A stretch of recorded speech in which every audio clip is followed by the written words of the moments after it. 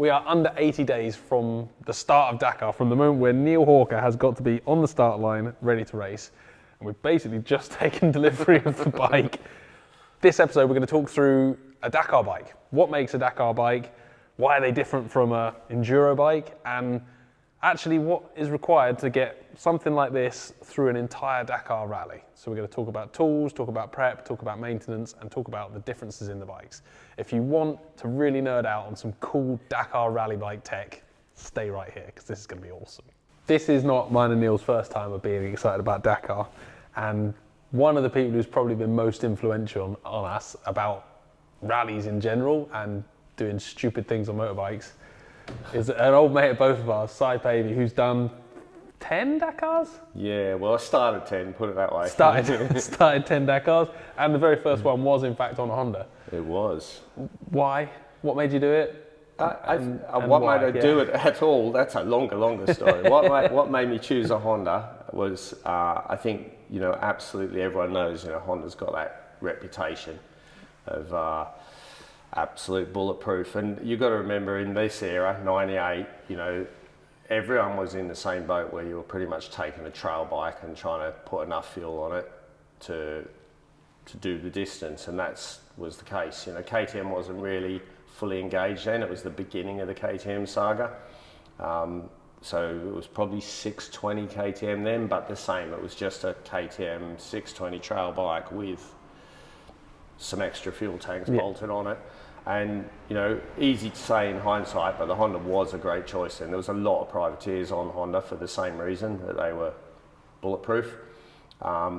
And, the desert was littered with KTMs in that era. I remember just going past them one after the other all day long, thinking, thank God I'm on Honda. You're going to use that as the marketing spiel. And you did just one Dakar on this one? Just the one Dakar on this one. It did Tunisia Rally as well after Dakar. Yeah. Came back and just changed the oil and went to Tunisia as well. And that was kind of like, honestly, it saved me on that first Dakar, because I was like full rookie, did everything wrong, big crashes, totally messed up from 1 minute to the next, but I never had to work on the bike. And I was doing what was Neil's now doing originals class. Well, it was originals. There was the box and everything. Like, you had everything in the box, from spare pair of underpants, only one, obviously. Naturally. To your air filter oil, to your engine oil, to a stand for the bike. Like, everything was just in that one box, and that was all you had. It was a box and a set of wheels, and that was it. And that was the game. No tent, none of that nonsense, just sleeping on the floor. Had a sleeping bag at the start. Can't remember exactly when, but at some point during the rally, lost the sleeping bag. Lost the sleeping bag. I think people starting to understand a bit more about what rally is, and it's something we always talk about. It doesn't get a massive amount of coverage and a massive amount of exposure in mainstream motorbike world. You did this originally with Bike Magazine as a massive project and put the word out there, and I think there are a lot of people now who remember you from those Bike Magazine days. That obviously got it all going. What kept you going back? Because you obviously went back another 9 times. Neil's going back for his third one. Like, is it a bit of a heroin thing? Is it like the addiction, or is there not another rally that's similar, or is that really the only one? There is no other race like it. There's nothing that puts you under that same duress and that same pressure and takes you to those same lows and highs. There's no question about that. There's no other race, I don't think, that can do that to you. And I think that's what happens, and that's, Neil's already said it this time. You go away from it and you're like, right, I've done that, I've ticked that box, but then you just start doing a lot of other stuff. Look how crazy he's made his life, and you guys know I've done the same thing. He's put all this other stuff in his life, from running British Enduro Championship to working here to, like, you ask Neil about a day in the life of Neil and it's full chaos. Obviously you've given Neil a lot of insight over the years and a lot of help, and you've helped a lot of people to go to Dakar, so we're going to go down and pick your brains a little bit about the bike later. But absolutely. Mate, thank you for inspiring us all to do this stupid stuff. And you're welcome. I apologise for the rest of your life. This, can we just have a moment to look? It's special. It's very, very special. It's fancy. What is it? Because you can't go to a Honda dealership in the UK. You can go and buy one of those from a Honda dealership in the UK, which is the enduro bike. You can't go and buy one of these properly, can you? No, they actually asked for a bit of a CV. So Really? they asked what I was going to do with it. So it's one of 50 made.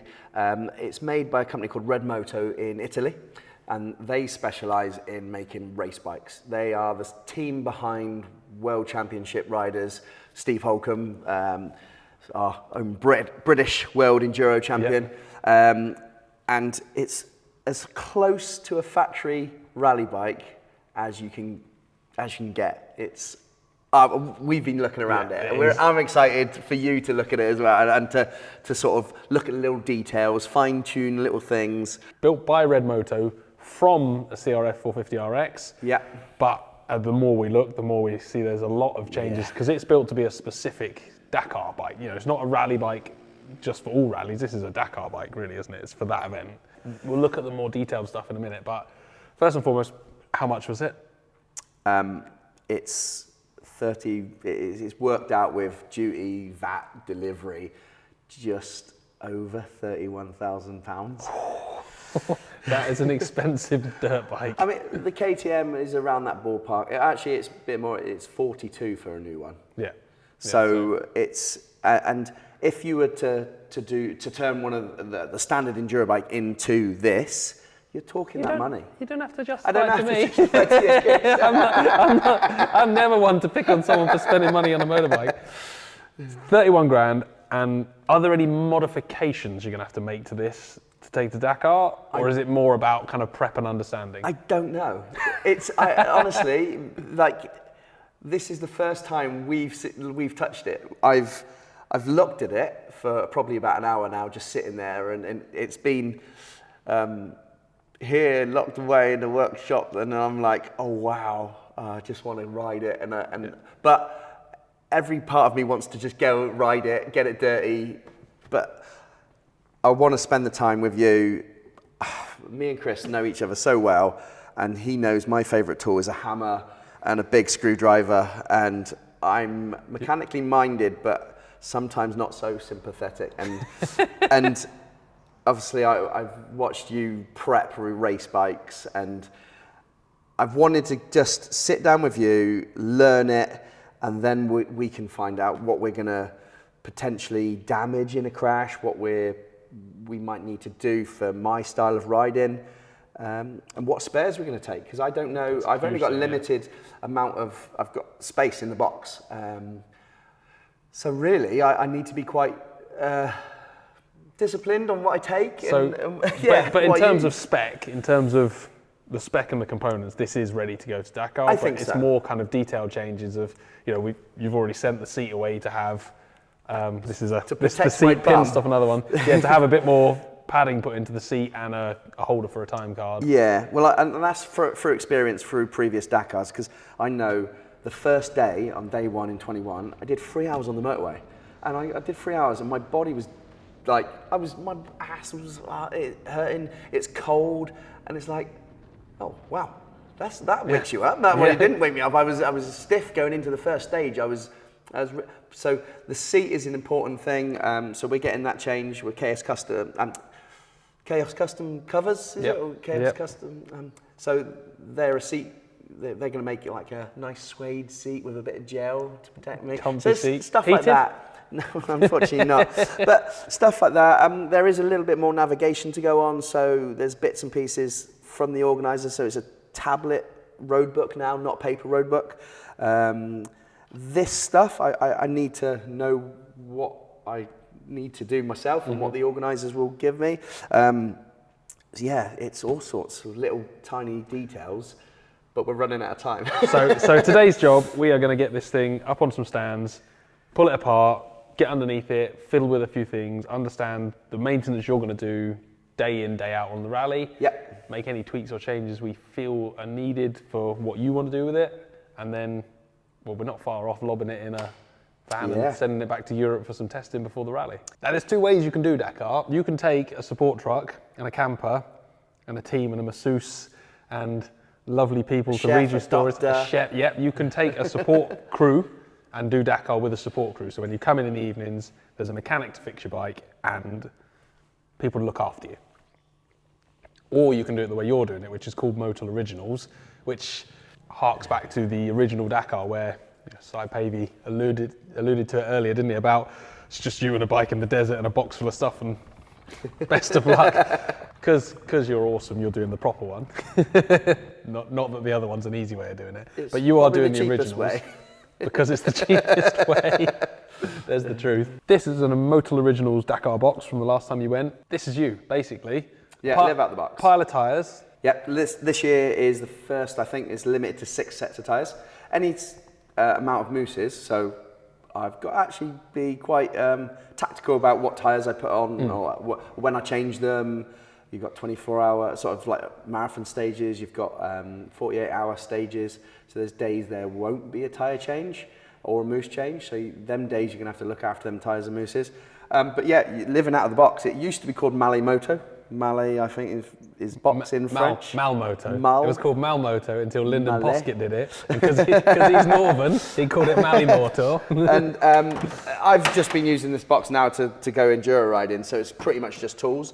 But actually, I'll have a list of the days, the distances, the mileage, and I will be writing sort of when I'm changing the oil. I'll have a plan before I go once the route's announced. So I'll have like day one if it's 100% sand or if it's a lot of road liaison. So I'll probably do oil one day, oil filter the next. So oil and oil. Oil every day, oil and oil filter every other day. And air filters, I'll be ordering 10 of them.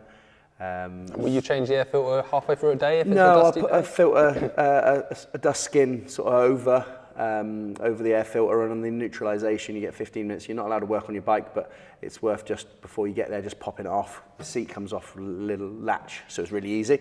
But yeah, we're living out of this box, so it's going to be spares. So I'm going to have a box full of things like levers, Brake pads, stuff like that. Wheel bearings? No, you get 2 sets of wheels, so you're using both sets of wheels, sort of last. cush drive.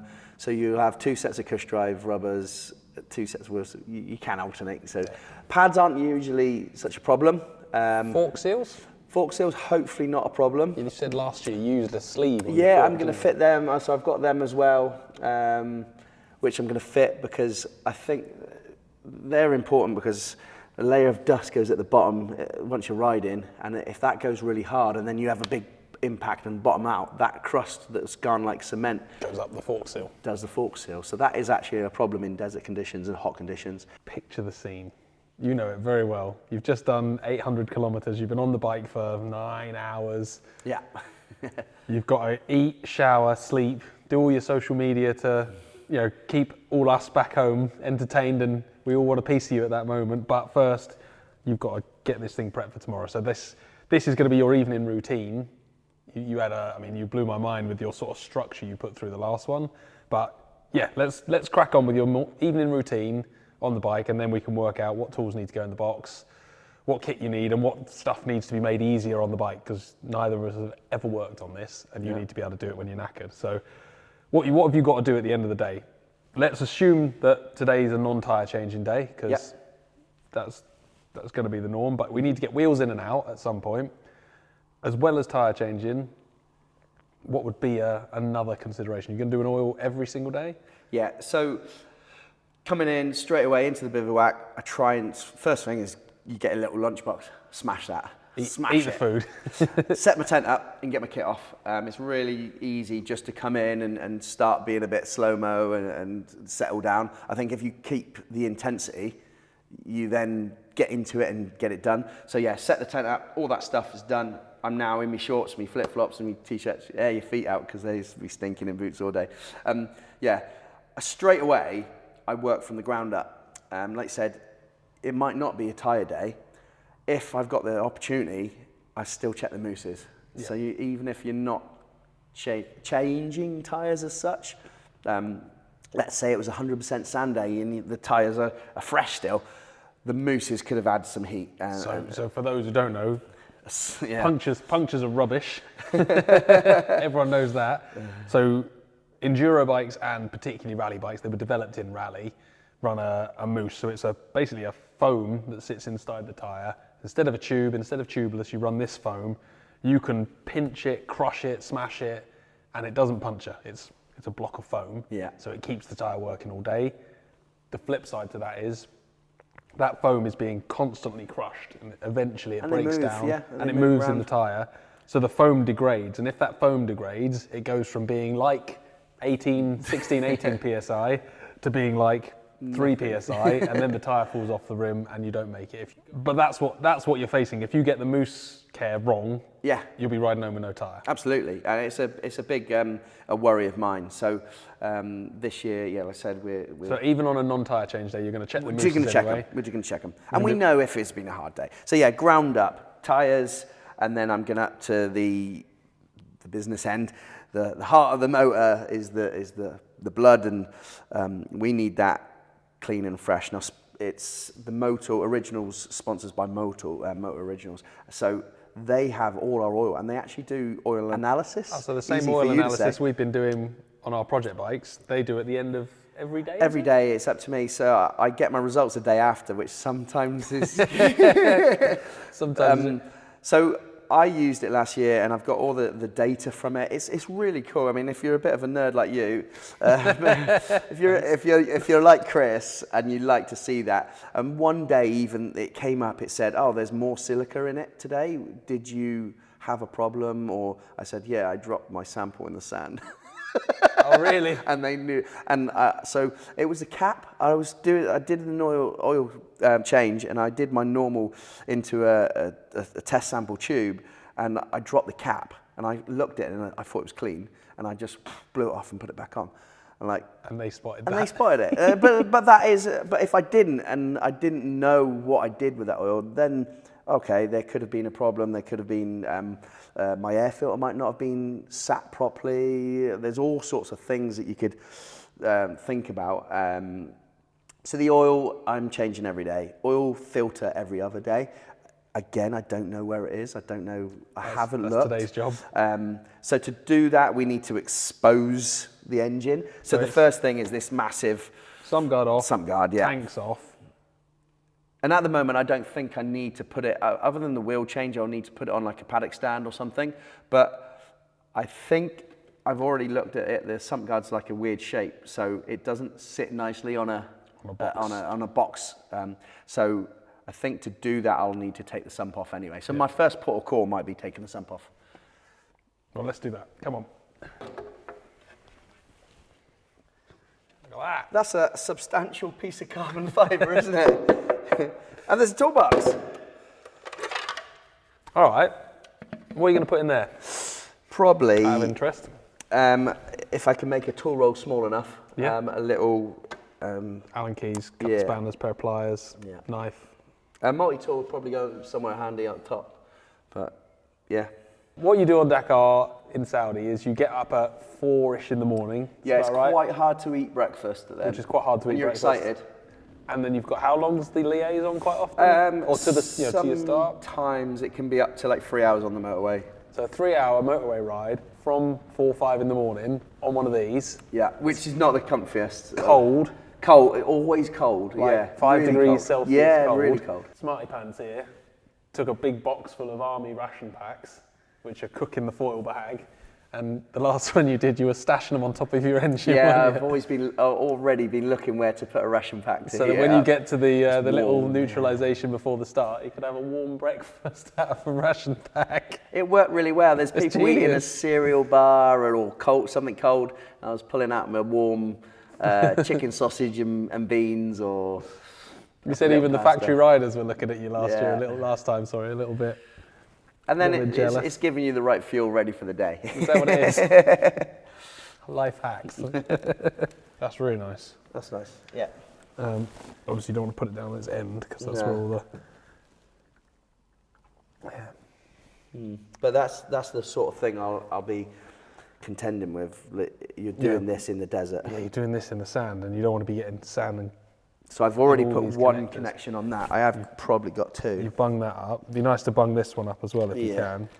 Put both these bolts down in the sand on the floor. I will have a tool... bolt tray. A bolt tray, yeah. Because these threads are now covered in sand in the real world. You have got the products there, so you've got brake cleaner, you've got all that stuff. And it is, that stuff is so valuable, like out in the rally, to have that partnership with Motul. Yeah. So, I mean, looking at the engine, one of the things, this bike's got an oil cooler added to it. It's got slightly different cover on this side. It's these 450 competition engines, it's a lot of ask for it to do the mileage it's doing, to do the distance it's doing, and being ridden hard. A lot of people wonder why aren't there any twins? Why is there no Yamaha 10 in the Dakar? I mean, look back in history. I mean, if you look at the classic rally crash, it's always a big swap. You've got a lot of fuel. By swap, you mean? Yeah, you're going down. Starts pitching. I mean, the crash I hit a bit of camel grass, a little chunk of grass, and it went left, right, and I can't remember much else. But it's a big chunk of weight at the back. If you add a big chunk of engine and a big, like with the fuel on the front as well, it's a lot of weight, and I think there were so many big, fast typical rally crashes. They had to do something. So having a capacity cap, I think, was a good step. Yeah, because it's limited to 450 it is. cc. Yeah.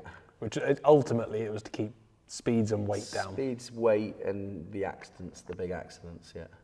But they've made it faster. Like, the bikes are so fast now that you're still going fast.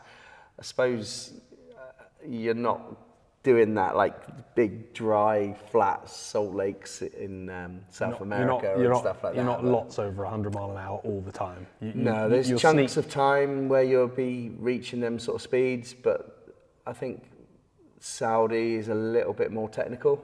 And when you're in the dunes, you're not. But you're then asking a lot from a 450. Yeah. That's why.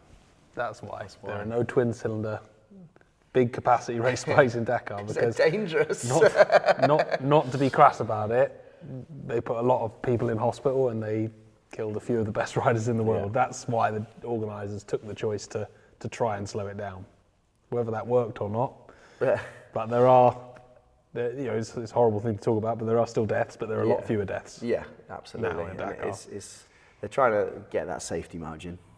So if we've done the tyres, we've done the oil, you've done the air filter, you're nearly at the top, and the last thing is always a good nut and bolt check. Yeah, and you can speed that up using paint marks on bolts. So instead of having to put a spanner on every bolt, you can just look at the paint mark and make sure it hasn't moved away. Yeah, it's so good, a little visual check. So for instance here, look, if I know it's the right tightness, and if I mark it now with a little line, then at least visually I know if it's moved. And the time that saves, because now all you've got to do is look at every bolt. Yeah. You haven't got to go, I need an Allen key, I need a spanner, I need a different size spanner.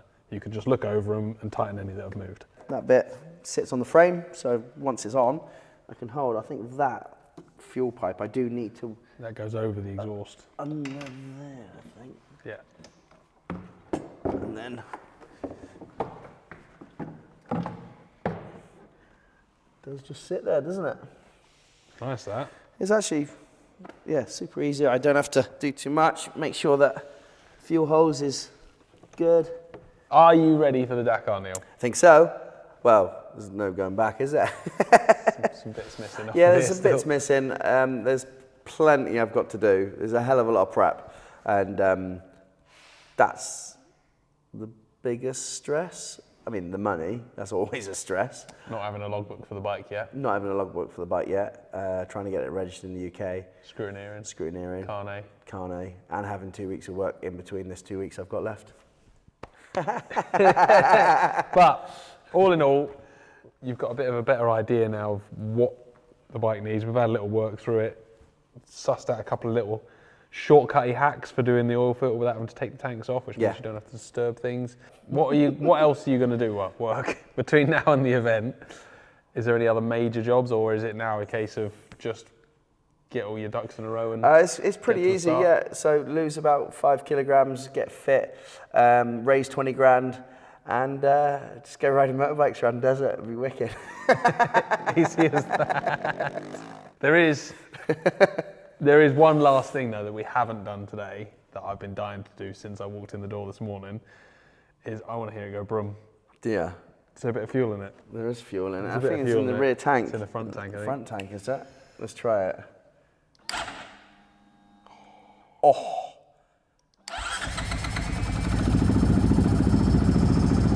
Thank you.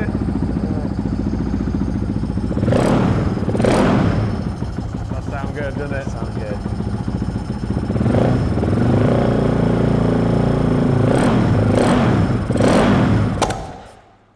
She sneezed. Oh, it smells so new. New bike smell. Not long and this will be flat out across the sand dune. Mate, it's going to be awesome. I can't wait. I'm excited now.